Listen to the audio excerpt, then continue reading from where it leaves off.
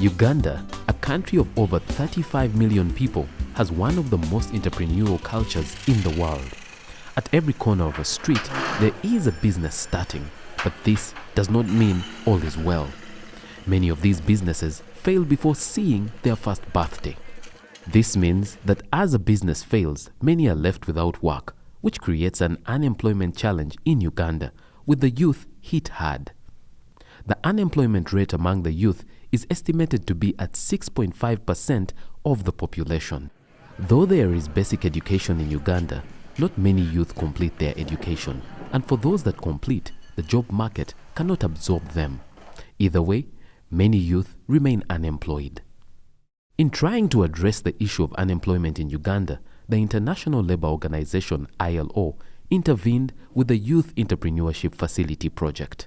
The Youth Entrepreneurship Facility is a program of the ILO that was initiated by the Danish government through the African Commission in 2010. And by then it was a regional program. We were covering Kenya, Tanzania, and Uganda. After seeing the successes, in 2014, we got additional support from the European Union, which we've been using up to now. And I want to appreciate the support from the Danish government through the African Commission, as well as the European Union.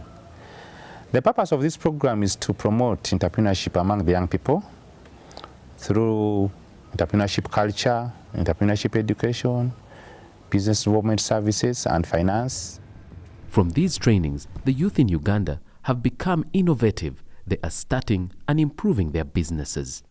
This timely initiative has unleashed the youth entrepreneurship skills as a means of self-employment and creating jobs for other young people.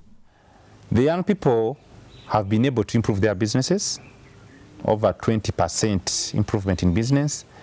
And for the business startups, we've seen them employing themselves as well as employing their fellow young people. And on average, each new business created has created over 2 jobs for the entrepreneur himself, but yeah, they have also been able to employ their fellow young people. We visited some of the youth businesses in the districts of Kampala, Jinja, Mbale, Soroti, Lira, Oyam, Gulu, Kitgum, Nebi, Zombo, and Arua to see how they are progressing after the ILO training. When Irene Adong was starting her restaurant business, she never knew that it would expand into a business that is now worth millions of shillings. 3 organizations give us a contract for 1 week, serving 200 people in the community, and district also give us. So we got 4 contracts in a week. That's where we got a lot of money. We got like 160 million in that contract we had. With her persistence and the training she got, her business has grown to supply food and drinks to many NGOs and government organizations in Gulu, Noya, and Oyam. Irene knows that if she moves together with her employees, she will compete with other established hotels. I have a qualified workers. Those who cook here, they are all qualified. They did catering, chefed. So the food we prepare here is different from theirs, the taste, yeah? And then the cleanliness. So if you come here to eat, you will not have any doubt. We want to start competing now with those who have an hotel, those who have big hotels. At her restaurants, her employees have been able to access bank loans to cater for their basic needs. This is made possible because of an assured salary at the end of every month. It helps me a lot sometimes. I have children also at school. So when we get this money, some part of the money I use for school fees. Because I can go to the bank, like Pride Microfinance, I get the loan. So I'll be able to pay the loan at the end of the month, every month. Not to leave other girls and young mothers behind, Irene started a community-based organization to train young women. All this is from the profits of the restaurant. And we do some training, some life skills training with them, with women in groups. We also teach them how to do some business. Like now we are teaching the women on how to make candles. Some women also, we are giving them also idea of starting business. In the new district of Oyam is Hedi's Shoe Enterprise, owned by 18-year-old Hedi Angom. She started this business to challenge the old notion that shoemaking and mending was a preserve for the men. She makes all kinds of shoes from men, women to children. We learned high help from starting your business and improve your business. Business plan is one of them, and getting the profit with your after buy your material. In under an hour, she makes a pair of sandals which costs 20,000 shillings. She has benefited from this business. She is now diversifying into agriculture. This kind of money which I have got from the new shoes, we used to buy a material to continue with making the new shoes. I have poultry keeping, but for me I'm buy all of them with this kind of money with the new shoes. I have city gods. One, the big one give the best, two of them, but I have city. Hedi plans on training other girls to take up shoemaking because she knows everyone needs footwear. In Lira, Ojom John Bosco noticed that much of the honey in Lira Bus Park was sold in polythene bags. This is when he realized that a change in packaging would fetch him money. And I started buying the containers. I bought this honey with my 300,000. When I packed them, people got interested. After putting stickers of Pesni honey, his clientele has grown beyond the borders of Lira. Yeah, the clients that I have the people within the bus park here, the local people around. Then I have some supermarket around that I supply them, like Lira Main Supermarket. Then I also have Don Supermarket. There is a lady in Kampala called Rebecca. She works with the ILO. I have also been supplying her. With his good interpersonal skills, other suppliers have approached him to sell their products. He now sells shea butter and other groceries. I have people from the village who bring these products. So I make sure that when they bring, I pay them without incurring any debts with them. And I make sure that I make them go when they are happy, so they keep on handing me the stock. Because when I break my relationship with them, I will not have what to sell. And as a result of this, from 300,000, now my business is to the tune of about 5 million. Ali Sokot in the district of Kitgum realized that she needed to contribute to the family income. With a capital injection of 700,000 shillings, she started her honey business in this room. I normally buy honey from the farmers during the season where they are harvesting. Always they are harvested they started around the end of the March, April and May. She inspects all the raw honey to make sure there is no water added by her suppliers. In order to give the best honey, she uses the sun and steam to melt the honey. This ensures that only the finest is filtered into the containers. As she leaves the honey melting, she has the time to look for market with the help of her family. She is into honey business because of the benefits associated to it. Sometimes in our home here, we don't use sugar. Instead of sugar, we just use what? Honey for tea or porridge. And even it is good for medicine. Sometimes if the children they are not okay, they're having cough, and if they're having malaria or any kind of disease, we just give them honey. It can help. Even if you have a serious wound or someone just get a wound or something has cut that person, we just put honey there. It can help. After attending the Honey Week in Kampala, her marketing strategy has changed.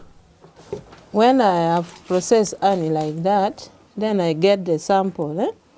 I go with it for the supermarket. Sometimes my husband help me, and then also we put also in the Facebook You see, the Kitgum organic honey.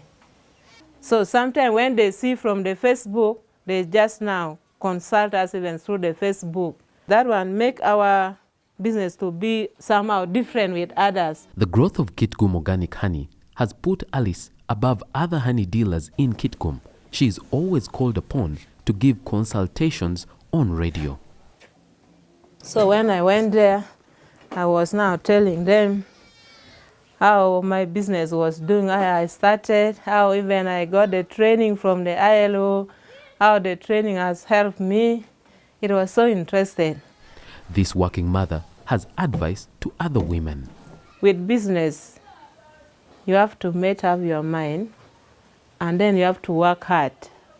You have to work hard, and then another thing is when the business is too much, you need to get someone to help you if you cannot do it alone, when the work becomes too much. And then it can also help in the family, because a woman like me who is not doing any other work there, if I'm to depend on my husband alone, sometimes if he doesn't have money, then how can we survive? It is early morning in Soroti town, and the staff at Teso Dairy is preparing the day's sales. This dairy was started by Thomas Erwak. He saw the need to employ other youth in his business, and this has helped in the expansion of Teso Dairy. His business now handles close to 300 liters of milk every day. So as I see the demand of milk was going high, and since I had the knowledge of producing yogurt, I started now producing yogurt. So when I started producing yogurt, I could supply it to supermarkets, supply it to individuals, to shops. People were happy with the products, and I introduced ghee also. I started as one person doing all that work. I saw a need of recruiting staff.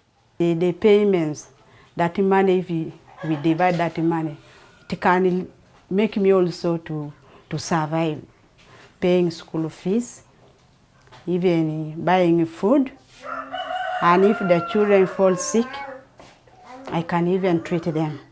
Actually, when I joined him, at least now 1 year, I'm seeing, even you can see my health also is a bit improved. I used not to put on this weight, and I'm also very happy about that. And also, for at least I'm able to, my family, I'm able to also cater. At least being a responsible somebody, I can also afford buy some food for them. And also, children can also go to school because of this work. The company makes and packs bongo, ghee, and branded yogurt. To help in the distribution of the products, Teso Dairy bought 2 motorcycles, commonly known as Boda Boda, to deliver on time to all the outlets. The business has acquired a standby generator to beat the constant electricity shortages in Soroti. In Mbale, Bernard Bwayo wants to benefit from the whole coffee value chain. He now makes money out of 3 coffee stages. I began just with 1 million. I bought this net. I first bought some quota. Then I got some seeds I put on nursery beds. Then I bought some pots, these potting bags here. He knew that the farmers who would later supply him with coffee berries needed resistant coffee seedlings. He put all his energies in starting a nursery. His nursery has 20,000 seedlings that have been booked for the next planting season. Each seedling is sold at 1,000 shillings. I knew let me begin with this. Then later I also continue to also the other activities, which now went buying and selling. Because in the case the profits I'm realizing here, or they are quite lesser, the other side will be supplemented. He's applying the concept of business diversification, which he learned from the Start and Improve Your Business training. There are 7 activities in this coffee project. 1, the buying and selling of coffee berries. After buying, we pack here, then we dry, then we go and sell. Then also 2, we prepare. There's preparation of nursery or coffee seedling beds, such that this, when they have grown up, we collect and then we supply to coffee farmers. Then 3, we compose, because basically the concern is to do with the coffee. So we also compose after crushing, after getting this raw coffee, we get the coffee husks and we compose them in some pits, and then we get some fertilizer from this very coffee berries. And this fertilizer we later supply to the farmers and then other coffee farmers and even other food crops. He has attracted other university students in Mbale to join him in his coffee project. Now, business administration generally, it's teaching me what the theory bit of everything. Let me say it's just books, all about books and all that. But this kind of business is practical, and I'm looking at it because I will study for like around 3 years. After 3 years, I'll graduate. I'm very sure by the time I graduate, the business would have expanded, and you know, I might just, you know, put more emphasis in the business, and maybe if there is a side job I can get to get more capital, to generate more capital and invest in the business, I will take on the opportunity. Bwayo is adding value to coffee, and in future, he wants to start processing coffee to sell in supermarkets.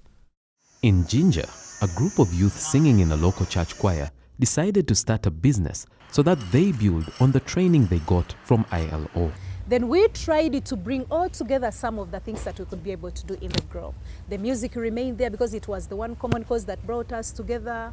Then that is how we decided to live in the pavers that we were starting on as a journey. The construction boom in Jinja gave them the idea of starting a company that makes pavers. In order to beat the competition, the youth started by making and fixing pavers at their church. It has sold us more out to the other people, whoever comes, because a church does not only bring the people just around Jinja. After carefully looking at the pavers on the market, Annette Mukombe and others saw it necessary to make high-quality pavers sold at a low price. Our pavers are slightly cheaper compared to the market outside from the other bigger competitors. We try to use the real cement, not putting in a little because we want the money. As we have done that, at the end of it all, the kind of pavers that have come out really are strong enough. So out of this, part of the people I can comment about, like we've ended up getting the market from, away from now getting the other big people, the competitors who have been in the field for quite a long time. We have Holy Cross as a church. Right now we are paving the whole compound, actually, which is sitting on a full half an acre.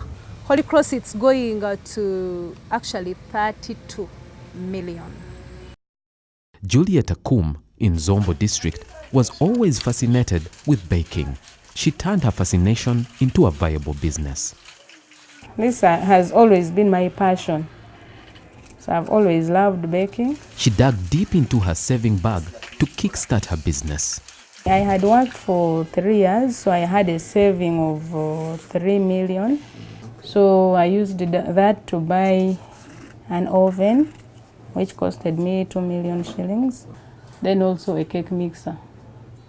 Now that the machine had been purchased, it was time to bake. When I started the business, I got a friend of mine. So he came and helped me to come up with a recipe and how to use the machines I had bought. With Juliet's secret recipe and business training from ILO, her business is on a steep rise. I should say that the losses are avoided somehow. So that is the impact I'm seeing. That at least I've minimized on the losses I used to make before.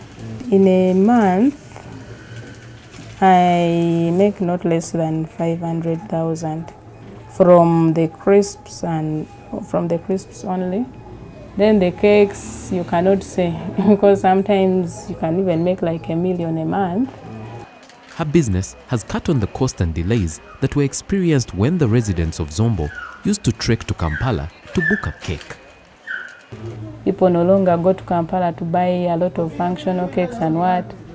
Because before they used to suffer going to Kampala, somebody is going to wait, run to Kampala, book cakes. Yeah, at least now they have the services here. The best business idea is one that is meant to fill the demand gap. Richard Ngavile in Arua saw this gap and decided to do something about it. there is an influx of NGOs due to the presence of the refugees in the camps. So each NGO would want to be seen by the donor in the field. They now need T-shirts, they need corporate shirts, they need signposts, even billboards. A teacher by training, Richard saw an opportunity to start a computer-based printing business in the heart of Arua town. On average, we get, say, from 30,000 to 100,000 ceilings, and occasionally 500. NGOs are, in fact, our core base of the market. To schools, we supply school uniforms, like T-shirts, like shirts, trousers, still identity cards, students' identity cards, pupils' identity cards, even staff identity cards, now that I have the Epson printer that can print plastic ID cards. Even this goes to banks as well. And then other, hotels. To hotels, we design them menu, we make them signposts. For the NGOs in West Nile, there is no need to go to Kampala. Richard has made the journey shorter and cheaper. People have been following services to do with the printing, say passport size photographs, photocopying. For photocopying, that costs 100 shillings. One has to walk from 1 kilometer this side up to the center of the town to do photocopying, but right now it is near. He has extended his business to schools and hotels. Richard is so good that now he cannot be ignored. He is maximizing profits. Because of his quality, he has created a good business plan to take him higher. I've started this basing on the benefits I got from my first training with ILO. It made me to derive who actually my customers are, the ones that I've been mentioning. I was able to list them using the knowledge I got from the training. With a loan from the family, Maureen in Nebi decided to apply all she had learned from the training to start a retail shop. I talked to my parents about it and he welcomed the idea. Then he gave me some startup. He gave me some startup and introduced me to Centenary Bank. And by that time, Centenary Bank were just starting with the youth loan. So they were the ones who gave me, and that's how I started with my capital. In order to be different, she started a retail shop that would cater for the basic needs of a home that were only found in Kampala. By the time I started it, in most cases, whenever we would travel like this side, you find you need some of those small other items. Most of the business around, they are dealing in most of the basic items. Let me say the baby's things are not there. Then those other extra cosmetics, they are not there. People who have at least moved and they know some of the items, whenever they move around, they come here, they get the item is there and they're happy with it. Mums and Baby Point has created employment for the youth in Nebi town. In this area, at least I'm able to employ 3 of my fellow youths around. And the way they are also working with me, I see that I'm also happy with the way they're working with me, showing me that they're happy with the way I'm also treating them. Our future plan is to get a much more bigger place than this, because we find the place is too small. We need to have, we are able to expand, but our problem is space. So with time, if you get a bigger place, we shall open up like another branch.